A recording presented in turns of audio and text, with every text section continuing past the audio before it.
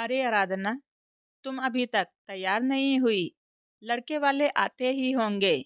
आराधना अपने आप को शीशे में देखती है। आज उसे लड़के वाले देखने आ रहे थे। आराधना ने आज पहली बार साड़ी पहनी थी।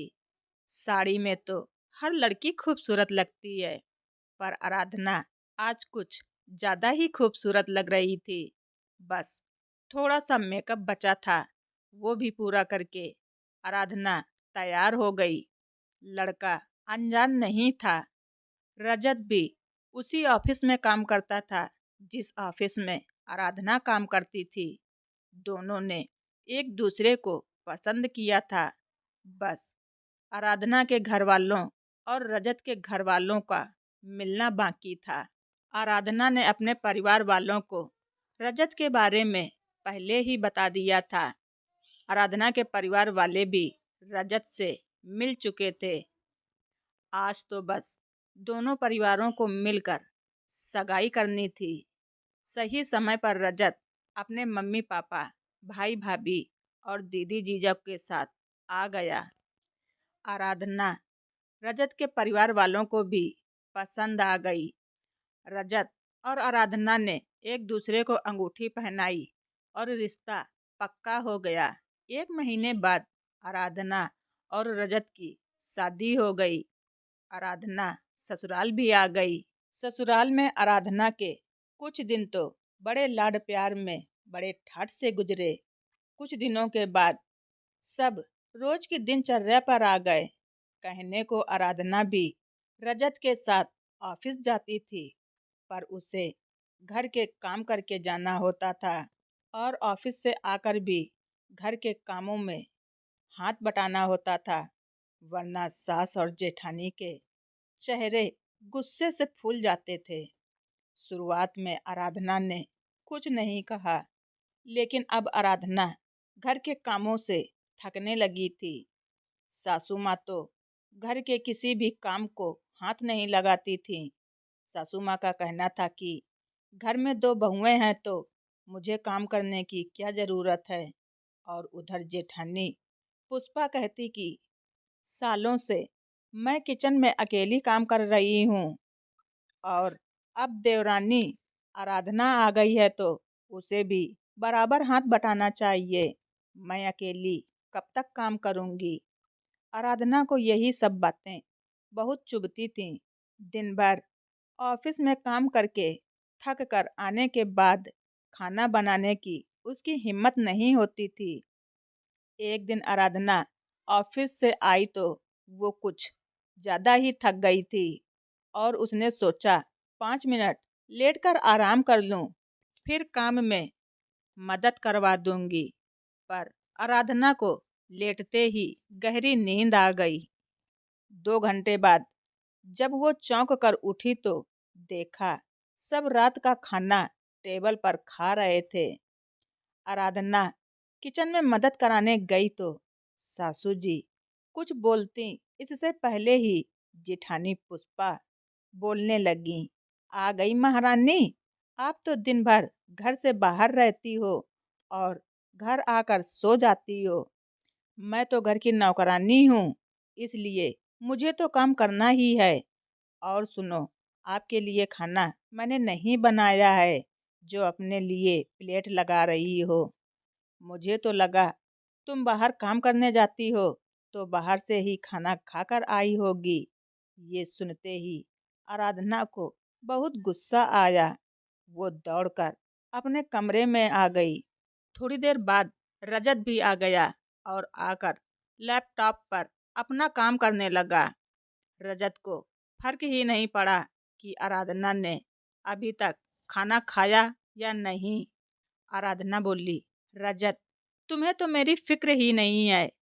मैं आज भूखी हूँ, मुझे आज खाना नहीं मिला और तुम हो कि खाकर चले आए। भाभी ने मुझे इतना कुछ सुना दिया, पर तुम जुबान से एक शब्द तक नहीं बोले। शादी का कौन सा वचन निभा रहे हो तुम? तुम तो मुझे जरा भी खुश नहीं देख सकते हो। दिन भर नौकरी करके आओ और घर आते ही तुम्हारे घर वालों के ताने सुनो। रजत बोला, हाँ तो भाभी ने कुछ गलत नहीं कहा था। और ये कौन सा समय है सोने का? तुमने तो सबके बीच में मेरी नाक कटवा दी। मैंने तो तुम्हारी सबसे इतनी तारीफ की थी। भाभी को देख लो, कितने अच्छे से सब काम संभालती हैं। और तुम हो कि ऑफिस से आकर सो गई। रजत की ये बात सुनकर आराधना के आंखों से आंसू आ गए। उसे रजत से ऐसी उम्मीद नहीं थी। रजत, तुम्हारी भाभी एक हाउसवाइफ हैं और मैं जॉब करती हूँ। भाभी दिन भर घर पर काम करती हैं तो मैं ऑफिस में काम करती हूँ। तुम्हारी भाभी की तरह नहीं, जो दिन में अपना मनपसंद सीरियल देखते देखते झपकी ले लेती हैं। क्या तुम्हारा अपनी पत्नी के प्रति कोई फर्ज नहीं बनता? बाहर भाभी ने मुझे इतना कुछ सुना दिया। तुम मेरे पक्ष में नहीं बोले। तुम चाहते तो भाभी को चुप करा सकते थे, पर तुम तो खुद ही अपनी भाभी के गुणगान कर रहे हो। आराधना भी तेज आवाज में बोली, आराधना, ज्यादा बहस मत करो। तुम कोई अनोखी पत्नी नहीं हो जो नौकरी करती हो। सभी औरतें अपने हुनर के काम करती हैं, पर अपने घर के काम और रसोई की जिम्मेदारियों से मुंह नहीं फेर लेती हैं। औरतों को तो काम संभालने ही पड़ते हैं, चाहे काम घर के हों या फिर बाहर के हों। और फिर क्या नहीं दिया मैंने तुम्हें? कौन सा फर्ज नहीं निभाया? सारी सुख सुविधाएं, सारे ऐसो आराम दिए हैं मैंने तुम्हें। और तीनों टाइम की रोटियां मिल जाती हैं।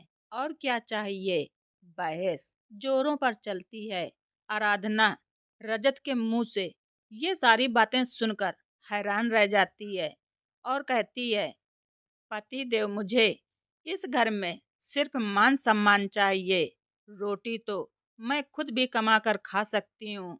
मैं भी पढ़ी लिखी हूँ, तुम्हारी तरह तुम्हारे ही ऑफिस में काम करती हूँ। तुम्हारी और मेरी सैलरी भी बराबर ही है। फिर तुम मुझे 2 वक्त की रोटी का ताना क्यों दे रहे हो? 2 वक्त की रोटी कमाना मेरे लिए कोई मुश्किल काम नहीं है। मैं सिर्फ प्यार और सम्मान ही चाहती हूँ। दुनिया बहुत आगे बढ़ चुकी है, पर तुम्हारी सोच अभी भी वही पुरानी है। तुमने क्या मुझे पुष्पा भाभी समझ रखा है, जो चुपचाप 3 समय की रोटी का नाम सुनकर चुप हो जाऊंगी? इतना ही किचन में काम करवाने का शौक था तो कोई घरेलू लड़की से शादी कर लेते।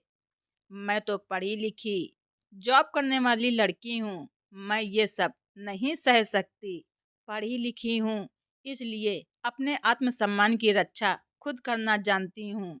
मैं अपने आत्मसम्मान को रोज बेइज्जत होते हुए नहीं देख सकती हूँ।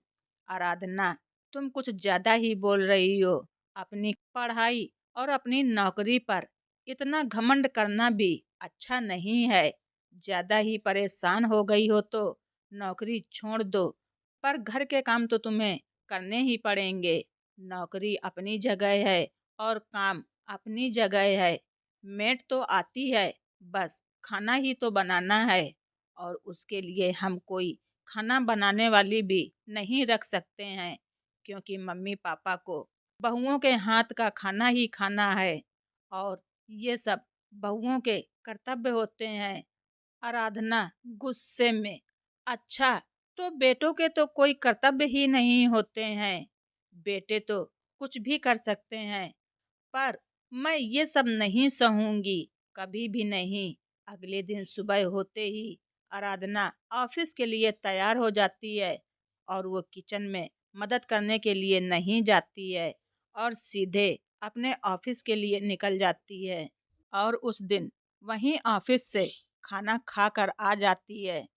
रात को अपने कमरे में आकर सो जाती है।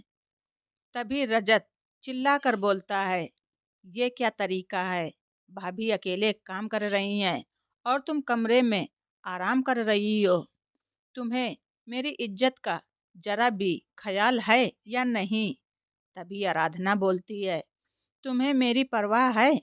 उस दिन रात को मैं भूखी सोई थी मैंने ही गलती की थी जो ऑफिस से खाना खाकर नहीं आई थी, पर आज मैं खाना खाकर आई हूँ, और वो भी अपने पैसों से। अब जब मुझे खाना खाना ही नहीं है तो मैं खाना बनाऊंगी भी नहीं। सब कुछ पहले के जैसा चलेगा। भाभी जैसे सबके लिए पहले खाना बनाती थी, अब भी बना लेंगी। और हाँ, तुम्हें एक बात बताना भूल गई। कल से मैं ऑफिस की तरफ से मिले हुए घर में रहूंगी, ताकि किसी को कोई परेशानी ना हो, और मैं भी ऑफिस जल्दी पहुंच जाऊंगी। आराधना की ऐसी बातें सुनकर रजत हक्का बक्का था। तुम ऐसे कैसे घर छोड़कर जा सकती हो? मम्मी ने तुम्हें लेकर कितने सपने सजाए थे। तुम्हें बस अपनी मम्मी की चिंता है। उनके तो पहले भी बहू आ गई है, पर मेरा तो एक ही पति है, जिसे मेरे मान सम्मान की जरा भी चिंता नहीं है। जहाँ मेरी कदर नहीं है, मैं उस घर में नहीं रह सकती। और आराधना अपना सामान पैक करने लगती है। रजत को कुछ समझ नहीं आ रहा था कि वो क्या करे। और हाँ, हमने जो घर बुक करवाया था उसकी बुकिंग कैंसिल करवा देना। अब मैं बराबर किस्त नहीं दे पाऊंगी, और तुम अकेले घर नहीं ले पाओगे। थोड़ा सा पैसा कटेगा तो कट जाएगा, लेकिन आगे के झंझट से तो बच जाएंगे। तभी कमरे में आराधना की सासू माँ आ जाती हैं और बोलती हैं, तुम जैसी पढ़ी लिखी नौकरी करने वाली लड़कियों का तो दिमाग वैसे ही सातवें आसमान पर रहता है। तुम अपने आगे किसी को कुछ नहीं समझती हो, और सबकी भावनाओं को ठेस पहुंचा देती हो। हर वक्त तुम्हें अपनी ही कमाई का घमंड रहता है। कमाती हो, कोई अनोखा काम नहीं करती हो। मेरा बेटा अपने बलबूते पर भी घर ले सकता है। उसे तुम्हारी कमाई की जरूरत नहीं है। मम्मी जी, मेरा दिमाग तो अपनी जगह पर है। मैंने कब आपका अपमान किया? मैंने तो घर में सबको प्यार किया था, सबका आदर सम्मान किया था। पर जब बिना बात के मेरा अपमान होगा तो मैं ये सब नहीं सह पाऊंगी। मैं तो जॉब करती हूँ, मम्मी तो घरेलू महिला हैं। वो अपने आप को ज़्यादा समझदार समझती हैं, और जब चाहे मुझे ताने मार देती हैं। मैं किसी के ताने नहीं सुनूंगी। और रही नौकरी की बात, तो नौकरी करने से घमंड नहीं आता। नौकरी करने से आत्मसम्मान से जीना आ जाता है। बहू, तुझे इतनी ही सबकी परवाह है तो ये नौकरी छोड़ क्यों नहीं देती? पुष्पा बहू की तरह घर क्यों नहीं संभालती? सब मुसीबतों की जड़ ये नौकरी ही है। सास ने कहा, मम्मी जी, आपने कितनी आसानी से कह दिया कि नौकरी छोड़ दो। ये नौकरी सिर्फ मेरा ही नहीं, मेरे मम्मी पापा का भी सपना है। मेरी मम्मी ने मुझसे कभी नहीं कहा कि वो मुझे घर के काम करते हुए देखना चाहती हैं, बल्कि मेरी मम्मी ने तो मुझे हमेशा ये कहा कि वो मुझे नौकरी करते हुए देखना चाहती हैं। मेरे पापा का एक ही सपना था कि वो मुझे अपने पैरों पर खड़े देखना चाहते थे। मैं अपने मम्मी पापा के सपनों को सच कर रही हूँ, तो मैं नौकरी कैसे छोड़ सकती हूँ? आराधना की बातों से रजत की आंखें खुल गईं, और वो कहने लगा, आराधना, तुम कहीं नहीं जाओगी। सारी गलती मेरी है। मैं ही अपनी पत्नी के मान सम्मान की रक्षा नहीं कर पाया। जब भाभी ने तुम्हें 2 रोटियों के लिए सुनाया, तब भी मैं चुप रहा। मैंने खुद तुम्हें रोटी का ताना दिया, जबकि तुम रोटियों के लिए मेरी मोहताज नहीं हो। तुम खुद कमा रही हो, मेरे बराबर सैलरी पाती हो, पर हर बात में पुरुष को अहम आ ही जाता है। हम पुरुषों की सोच ही ऐसी होती है। हमें कमाऊ पत्नी भी चाहिए, और ये भी उम्मीद करते हैं कि मेरी पत्नी हाउसवाइफ की तरह पूरा घर भी संभाल ले ऑफिस से आते ही रसोई में खाना बनाए और सुबह जाते वक्त भी खाना बना कर जाए। तुम्हें तो हमसे ज़्यादा थकान हो जाती होगी। मैं तो पुरुष होकर तुम्हारे बारे में नहीं सोचता हूँ, पर भाभी और मम्मी को तो सोचना चाहिए। लेकिन उनमें भी जलन है कि दो औरतें घर का काम कर रही हैं तो तीसरी क्यों नहीं कर रही है। उसे भी वो बैठा हुआ नहीं देख सकती हैं। और मम्मी ने नौकरी छोड़ने की सलाह तक दे डाली। लेकिन मुझे पता है ये बड़ा मुश्किल है। तुमने भी मेरी तरह रातों को जाग कर पढ़ाई की होगी, परीक्षा की तैयारी की होगी, इंटरव्यू दिए होंगे, तब जाकर ये नौकरी मिली होगी। अब तुम कहीं नहीं जा रही हो, मैं सब ठीक कर दूंगा। फिर रजत अपनी मम्मी से कहता है, मम्मी क्यों ना हम एक खाना बनाने वाली रख लें, ताकि खाना बनाने की चिंता ही नहीं रहेगी। भाभी भी इतने सालों से किचन में काम कर रही हैं, उन्हें भी आराम मिल जाएगा और आराधना भी ऑफिस आराम से जा सकेगी। उससे कैसा खाना बनवाना, ये सब आप बड़ी भाभी को समझा सकती हैं। ये सब आपकी जिम्मेदारी है। सुबह मेरी ही तरह आराधना को भी ऑफिस जाने की जल्दी रहती है और शाम को आने के बाद मेरी एक गिलास पानी लेने की खुद की हिम्मत नहीं रहती। और हम चाहते हैं कि दिन भर ऑफिस में काम करने के बाद आराधना घर आकर किचन में लग जाए। रजत की मम्मी रजत की बात सुनकर रजत की हाँ में हाँ कर देती है, क्योंकि वो भी नहीं चाहती थी कि उनकी कुछ महीनों पहले आई बहू उन्हें छोड़कर चली जाए। और बहू जाएगी तो फिर बेटा भी उसी के साथ में चला जाएगा।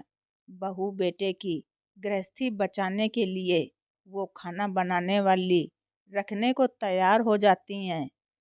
पुष्पा को भी कोई परेशानी नहीं थी, बल्कि अब वो आराधना का गुणगान करने लगी थी कि देवरानी आराधना के आने के बाद उसे भी आराम मिल गया।